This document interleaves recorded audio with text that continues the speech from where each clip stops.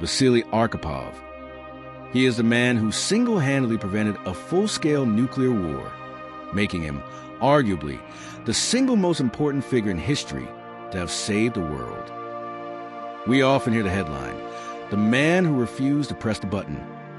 But that headline misses the true horror. What is little known is the sheer number of coincidences that fate engineered to lead up to that split second. Fate's first move was trauma. Just a year prior, Arkhipov was on a K-19 submarine during a catastrophic nuclear meltdown. He watched his friends enter the reactor chamber to fix the leak. He saw their skin turn black and peel off. He watched them die screaming.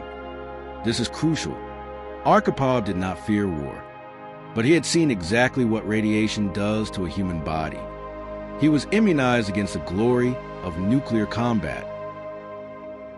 However, the situation on October 27, 1962, was even worse. Historians call it Black Saturday. Just hours before the submarine incident, a Soviet missile had shot down an American U-2 spy plane over Cuba, killing the pilot Rudolph Anderson. Blood had already been spilled. The U.S. military was at DEFCON 2. They were not interested in negotiating. They were looking for a target. Unfortunately, they found one deep underwater, Submarine B-59. Here, fate planted the most terrifying variable, the flawed launch protocol. The fleet had 4 submarines. The Soviet rule was simple. To launch a nuclear torpedo, you needed 2 people to agree, the captain and the political officer. If Arkhipov had been on any of the other 3 boats, the missile likely would have launched. They did not have an extra safety lock. But Arkhipov was a flotilla commander. He had to pick a flagship. It was a pure roll of the dice, and he chose B-59. Because he was physically on that boat, the rules changed. B-59 required 3 keys: the captain, the political officer, and flotilla commander. That accidental 3rd key became the last line of defense for the human race. Beyond the system, there was the hardware.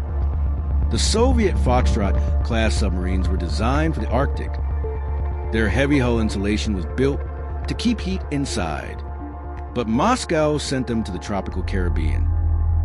It was an industrial design disaster. The cooling system collapsed. The temperature inside the sub hit 60 degrees Celsius, 140 degrees Fahrenheit.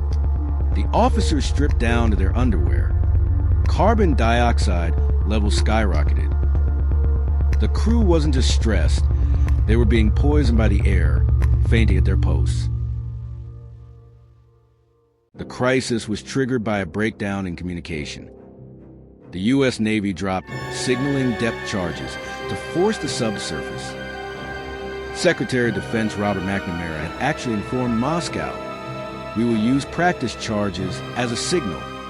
But here is the lethal gap. That message never reached Submarine B-59. Radio silence was total. When the explosion started banging against the hull, the Americans thought they were knocking. The Russians thought they were being executed. Inside the sub, the special weapon was ready. It was a torpedo with a 15-kiloton nuclear warhead. The space was so cramped that the Special Forces troops assigned to guard the weapon literally slept on top of the nuclear torpedo. Captain Savitsky looked at the radio silence. He was convinced Moscow had already been vaporized. His logic was brutal. "We are going to die, but we will not die in shame. We will take the American fleet with us." Captain Savitsky ordered the launch. The political officer agreed. At this moment, 2 keys were inserted. On a normal boat, the nuke flies. But Arkhipov stood in the way. Because of his random choice to board this ship, he held the 3rd key. Facing a screaming captain, Arkhipov didn't talk about humanity. He focused on the technicals. He pointed out the rhythm of the American explosions. Left, right, left, right. He argued this was a signal, not a kill shot. He was the only man in the room who interpreted the noise as communication instead of war. He forced the sub to surface. They survived. But here is the ironic twist. The Americans had no idea. When the sub surfaced, the U.S. Navy just saw a diesel submarine. They didn't know it carried a nuclear weapon. They waved at the Russians, took photos, and let them go. This secret was buried for 40 years.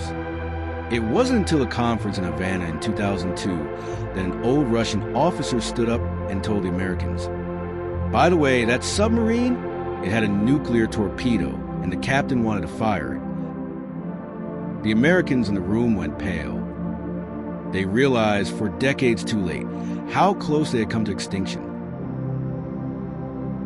Vasili Arkhipov died in 1998.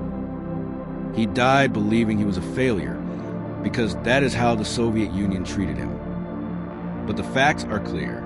On that Saturday, the world was not saved by a president. It was saved by a man in his underwear, sweating in a steel box.